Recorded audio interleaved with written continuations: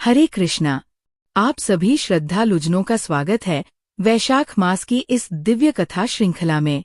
वैशाख मास का एक एक दिन, एक एक क्षण भगवान श्री हरि की भक्ति में समर्पित करने योग्य है। हमारे शास्त्रों में स्पष्ट कहा गया है कि चैत्रन चैव वैशाखन च मासो पुण्यतमो स्मृतो, अर्थात चैत्र और वैशाख ये दो मास परम पुण्यदायक और श्रीहरि को विशेष प्रिय है। पिछली कथा में हमने श्रवण किया था कि किस प्रकार नैमिषारण्य में सूत जी ने एकत्र ऋषियों को प्रभु श्रीराम की सेतु बंध लीला सुनाई। वह दिव्य प्रसंग जब प्रभु श्रीराम ने लंका विजय के पूर्व समुद्र पर पुल बनाने का संकल्प किया। तो चलिए उसी कथा को आज आगे बढ़ाते हैं। प्रभु श्रीराम ने 3 रात्रियों तक उपवास करते हुए समुद्रदेव से शांतिपूर्वक प्रार्थना की कि वह मार्ग दे ताकि राक्षसाधिप रावण पर धर्म की विजय हो सके। परंतु जब समुद्रदेव प्रकट नहीं हुए तब रघुनंदन का क्रोध भड़क उठा। उनकी आंखें रक्तिम हो गईं।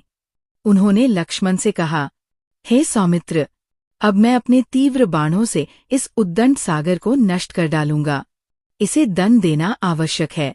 शांत विनय को इसने मेरी निर्बलता समझा है। जाकर मेरा धनुष और बाण लेकर आओ।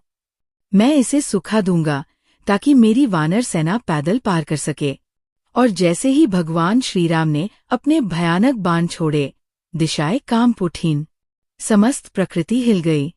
समुद्र में त्राही मच गई। उस समय समुद्रदेव भयभीत होकर पाताल से प्रकट हुए और प्रभु श्रीराम के चरणों में लौट गए। समुद्र ने अत्यंत विनीत भाव से कहा, हे रघुकुल शिरोमणि, मैं आपको साष्टांग प्रणाम करता हूँ। आप सभी जीवों के रक्षक हैं। आप परम सत्य है, परम ब्रह्मा है। जल का स्वभाव है अगाध होना। यदि मैं अपने स्वभाव को छोड़ दूं तो सृष्टि का संतुलन बिगड़ जाएगा। परंतु हे प्रभो, मैं आपकी सहायता करने को प्रस्तुत हूँ। समुद्रदेव ने फिर सुझाव दिया, हे राम, आपकी सेना में नल नामक महाबली वानर हैं, जो विश्वकर्मा के पुत्र है। वे समुद्र पर सेतु बना सकते हैं। मैं उन्हें वचन देता हूँ कि वे जो भी पत्थर, वृक्ष या तृण मेरे भीतर डालेंगे, मैं उन्हें जल के ऊपर धारण करूंगा। समुद्रदेव ये कहकर अदृश्य हो गए। प्रभु श्रीराम ने तत्क्षण नल को आदेश दिया, हे नल, अब तुम इस महासागर पर धर्मपथ का निर्माण करो।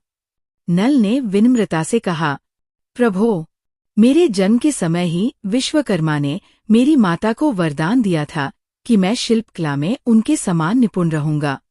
अतः आज मैं अपने संपूर्ण सामर्थ्य से सेतु का निर्माण करूंगा। फिर क्या था, प्रभु की आज्ञा पाकर समस्त वानर सेना पर्वतों को उखाड़ लाने लगी।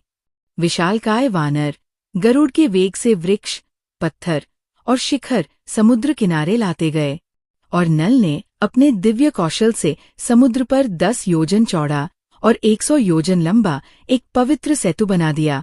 वह सेतु मात्र पत्थरों का नहीं था, वो आस्था, तप, भक्ति और संकल्प का प्रतीक बन गया।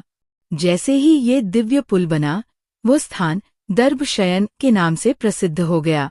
कहा जाता है कि उस स्थान पर बैठकर श्री रामचंद्र जी ने समुद्र पार करने से पूर्व ध्यान और उपासना की थी। सेतुबंध की यह कथा केवल एक ऐतिहासिक प्रसंग नहीं है, यह मनुष्यता के लिए एक संदेश है कि जब प्रयास और भक्ति साथ चलें तो असंभव कुछ भी नहीं रहता। इस दिव्य सेतु पर अनेक पवित्र तीर्थ स्थित हैं। चक्र तीर्थ, पाप विनाशन तीर्थ, सीता सरोवर, मंगल तीर्थ, ब्रह्मकुंड, हनुमत कुंड, राम तीर्थ, लक्ष्मण तीर्थ, शिव तीर्थ, अग्नि तीर्थ, गंगा तीर्थ, कोटि तीर्थ और अंत में धनुष कोटि तीर्थ। ये सभी तीर्थ पाप नाशक हैं और मोक्षदायक माने गए हैं। जो श्रद्धालु इस कथा को भावपूर्वक श्रवण करता है या श्रद्धा से पढ़ता है, उसे संसार के समस्त पापों से मुक्ति मिलती है। उसके भीतर भक्ति, शांति और दिव्य प्रेरणा जागृत होती है और वह इस जीवन में ही प्रभु चरणों की ओर अग्रसर हो जाता है।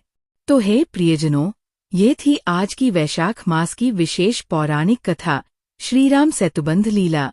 यदि आपको ये कथा श्रद्धा से भरी लगी, आपकी भक्ति को प्रगाढ़ करने वाली प्रतीत हुई, तो इसे लाइक करें, शेयर करें और हमारे चैनल BRS ज्ञान को सब्सक्राइब अवश्य करें।